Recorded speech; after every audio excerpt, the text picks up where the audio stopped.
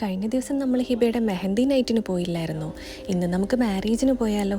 ഇതാണ് കേട്ടോ എൻ്റെ ഔട്ട്ഫിറ്റ്. ഇന്ന് ഞങ്ങൾ പിങ്കി ഫാമിലിയാണ്. എല്ലാവരും പിങ്ക് ഷെയ്ഡുള്ള ഡ്രസ്സാണ് കേട്ടോ. ഇന്ന് ഫംഗ്ഷൻ വെച്ചിരിക്കുന്നത് ധന്യ ഓഡിറ്റോറിയത്തിലാണ് കേട്ടോ. 1 ഇയർ മുന്നേ എൻ്റെ മാരേജും അവിടെ വെച്ചിട്ടായിരുന്നു. സോ അങ്ങോട്ട് വീണ്ടും പോകുന്നതിൻ്റെ ഒരു സന്തോഷം എല്ലാവർക്കും ഉണ്ടായിരുന്നു കേട്ടോ. വല്ലാത്തൊരു എക്സൈറ്റ്മെൻ്റ് ആയിരുന്നു.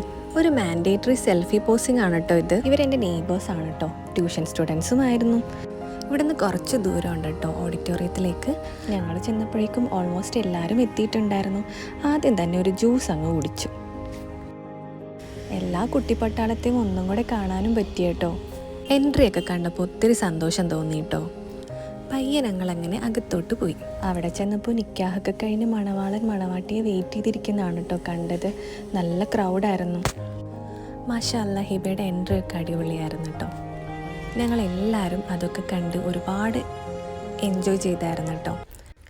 ലൈഫിൽ വളരെ ഇമ്പോർട്ടൻ്റ് ആയിട്ടുള്ള ഒരു ടേണിംഗ് പോയിൻ്റാണ് മാരേജ് എന്നാണ് കേട്ടോ എനിക്ക് തോന്നിയിട്ടുള്ളത്. ഈ മൊമെൻറ്റ്സൊക്കെ നടക്കുന്ന ടൈമിൽ ഓഡിറ്റോറിയത്തിലുള്ള എല്ലാവരും വളരെ ഹാപ്പി ആയിട്ട് ക്യൂരിയസ് ആയിട്ടായിരുന്നു കേട്ടോ ഉണ്ടായിരുന്നത്.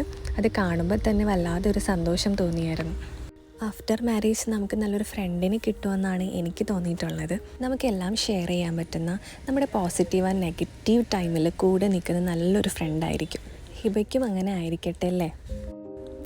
ദെൻ ഞങ്ങളെല്ലാ കസിൻസും കൂടെ ഒന്നിച്ച് ഒത്തിരി നേരം സ്പെൻഡ് ചെയ്തായിരുന്നു കേട്ടോ. അടുത്ത റിലേറ്റീവ്സിൻ്റെ മാരേജിനൊക്കെയാണ് കേട്ടോ കൂടുതലും നമ്മളെല്ലാ കസിൻസും കൂടെ ഒന്നിച്ച് സ്പെൻഡ് ചെയ്യാറുള്ളത്. കസിൻസ് മാത്രമല്ല, ഫാമിലിയിലുള്ള എല്ലാവരും ഉണ്ടാവും. സ്റ്റേജിൽ ഫോട്ടോഷൂട്ട് സ്റ്റാർട്ട് ചെയ്തപ്പോൾ ഞങ്ങൾ ഫുഡ് സെക്ഷനിലോട്ടാണ് കേട്ടോ വന്നത്.